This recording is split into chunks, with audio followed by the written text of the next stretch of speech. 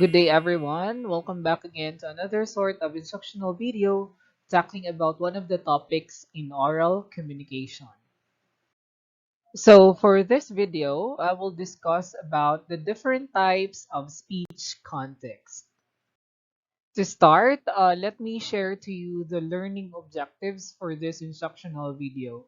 So at the end of the video, you are expected to differentiate intrapersonal from interpersonal communication and recognize the characteristics of each type of speech context.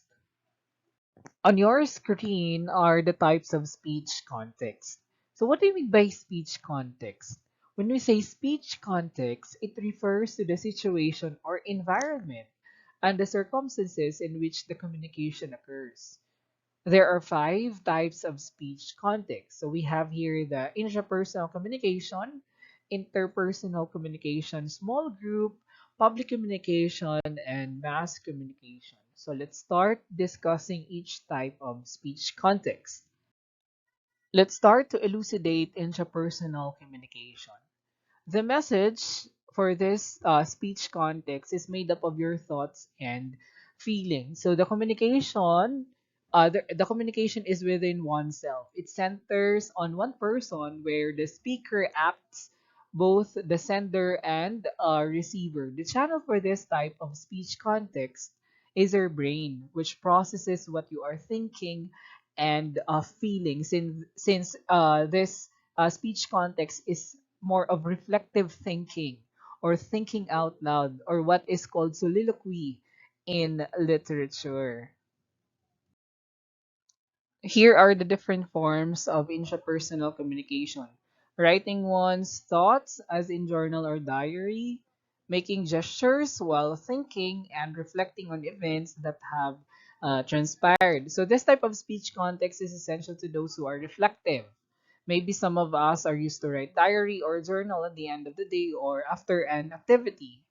So it is a form of intrapersonal communication. And sometimes when we are also reminiscing alone about our past, we tend to be reflective on that part. So this speech context actually help us to understand our own self. And now let's identify the different levels of intrapersonal communication. We have here internal discourse, solo vocal communication, and solo written communication. So let's now define these different levels. So internal discourse, it involves thinking, concentration, and analysis. This is more of thinking aloud, and it is also a constructive act of the human mind and a tool for discovering new knowledge and making decisions.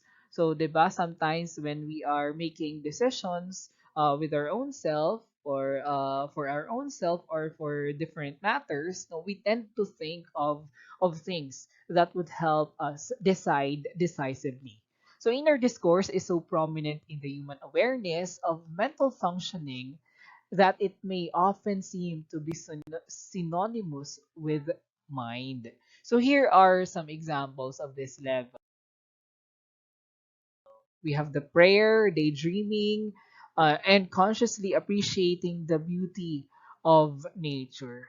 Prayer, contemplation, and meditation also are part of this category, negotiating with the inner self. Next one is the solo vocal communication or speaking aloud to oneself. Examples, rehearsing before talking to someone and calming oneself. We are usually doing this when we are preparing for recitation. Sometimes rehearsal of speech and the like. I think you also experienced this when you are in front of a mirror, giving some affirmation to oneself, such as you can do it, you're beautiful, you're the best. This is a way of motivating yourself. So that is actually the importance, or that is actually the benefit or the advantage behind this speech context. And sometimes when you are angry, when you are mad, when you are infuriated, you tend to compose and calm yourself. You are talking to yourself to make the situation light and bearable. And the last level here is the solo written communication. Writing one's thoughts and observation with no intention of having somebody read what he has written. So if you are into writing, you may fall under this level. Being reflective is one of the examples of this speech context.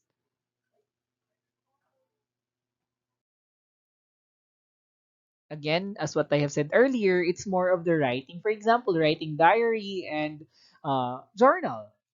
And on a daily basis, we usually write a diary or journal at the end of the day, right? So this is a form of written reflection.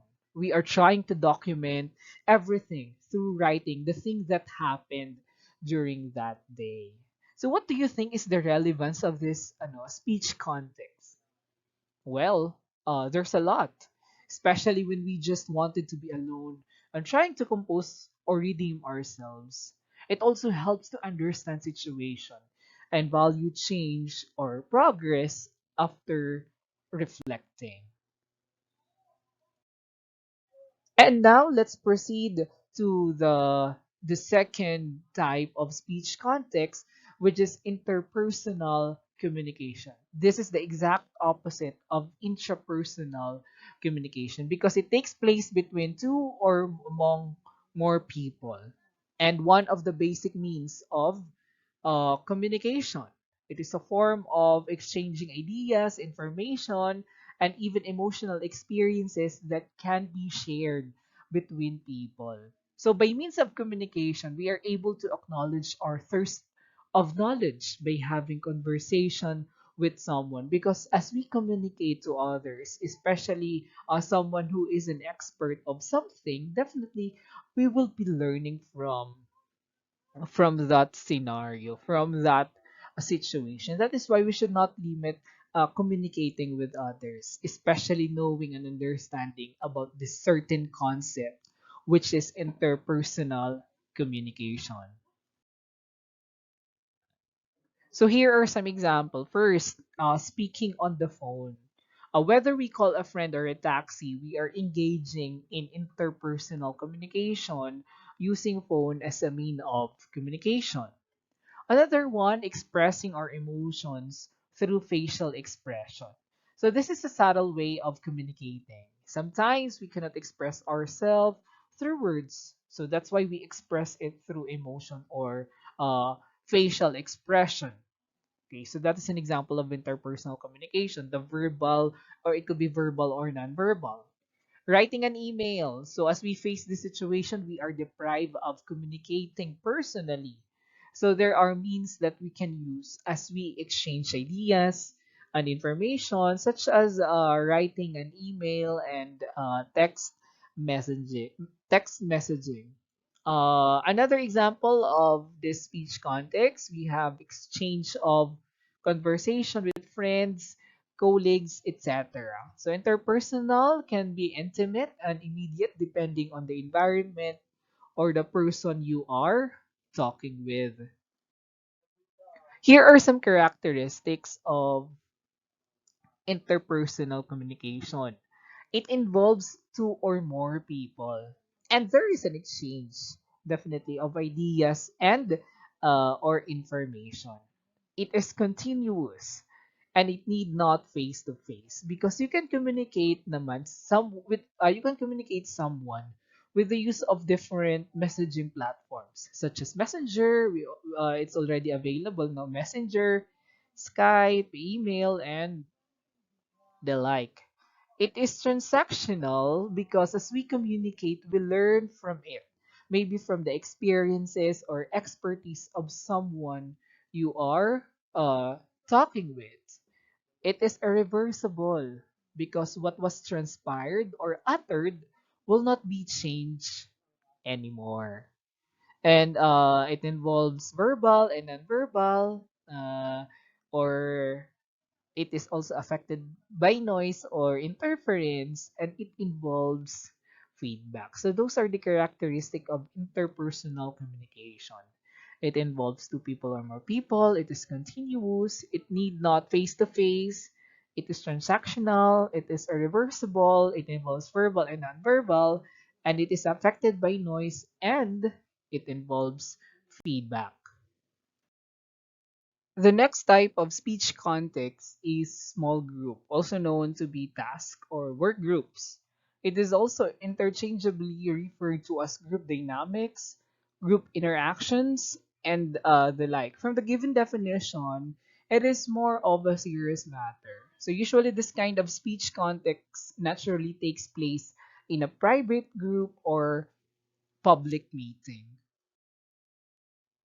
So here are types of discussion group or example of small group discussion. Panel discussion, lecture, round table, forum, symposium, and then debate. So from the examples we have here, this kind of speech context is more of a serious gathering. There is an exchange of serious and formal information. And usually there is an objective for this to accomplish. It may be about an organization who are planning about the upcoming event in institution, for example, or presenting an idea which are subject to be evaluated or debated. You also have to identify the environment. If the setting is informal, just like the group of friends partying, it may fall under interpersonal communication. And interpersonal communication since it manifests informality of such. But if it is naturally formal, it will be classified under small group communication.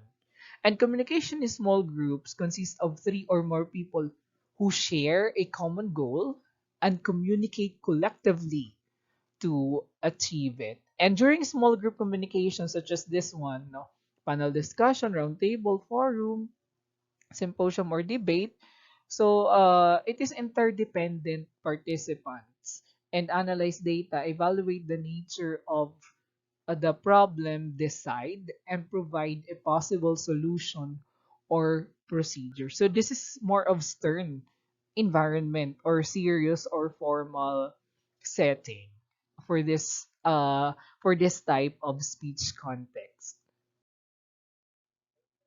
Next, we have here the public communication, also known as public speaking between a speaker and a group of people called the audience in a structured, deliberate manner. When we say structured, it follows a certain rules or program. So this kind of interaction is purposeful since it was planned prior to the execution of the event or program. Another definition is this type of communication makes use of a one-way monologue style and generates a minimal feedback. In this type of speech context, it has to be aligned with the theme of the event. So the content of the speaker or the initiator is aligned to the theme of the event. That makes it structured and deliberate. Usually, minimal feedback is the nature of this speech context because it is more of giving information to the audience. Here are the examples of public communication: State of the Nation address, invited speaker speech, and graduation speech. I think you already had an experience on this one when you graduated your elementary, your high school, or senior high school, just like that. That is an example of public communication since it is composed of an audience or a crowd. And even when Abraham Lincoln, Martin Luther King uttered their speech, it's a form of public communication. So here are the characteristics of public communication. In delivering the message or speech, audience are identified first. So that makes it audience centered. It evokes critical thinking on both parties since the speaker must be mindful of the nature of the audience. And the audience must be an attentive listener with open mind to thoroughly understand the speaker's note. And as the speaker, you also have to value ethical manners while speaking in front of the crowd. For example, the use of words, how you treat the people, and your composure, or how you present yourself in front of the crowd or in front of the audience. It empowers the speaker because it is all about sharing experiences, expertise, and desired knowledge to the audience, to desired knowledge that the audience uh, may imbibe. So you are there speaking because you have something and you wanted to share it to the others with the use of this kind of speech context, which is public communication. Last one, we have the mass communication. So with the advent of the internet and the World Wide Web, mass communication now includes social media, which allow for the use of technology by everyone. So not just journalists, broadcasters, and technical crew. Social media cover videos that go viral on the internet, as well as webcast or podcast. So I'm also hoping no that you are also watching podcast during your spare time because you will be learning a lot from that, especially when it's talking about life or whatsoever. There is always knowledge in that matter when you are watching videos such as podcast, which reach millions more than radio or TV ever could. In fact, radio and TV have joined social media by putting up their own websites to communicate to a larger audience. So that is communication. It is giving messages to a larger audience. And here are the examples: journalism, publishing, advertising, marketing, interactive media, and social media. There is actually a thin layer of difference between public communication and mass communication. uh, when we say public communication, it is sender focused and typically occurs when one person conveys information to an audience, while mass communication occurs when messages are sent to large audiences using print or electronic media, such as here the publish such as a publishing company, such as electronic companies such as ABS-CBN, GMA, or networks. What do you call that one? That big networks that broadcast news or whatsoever. So their intention is to give message. Okay, their intention is to impart message to a large audience. Public communication and mass communication are similar. Okay, they are in similar field, or they are similar fields.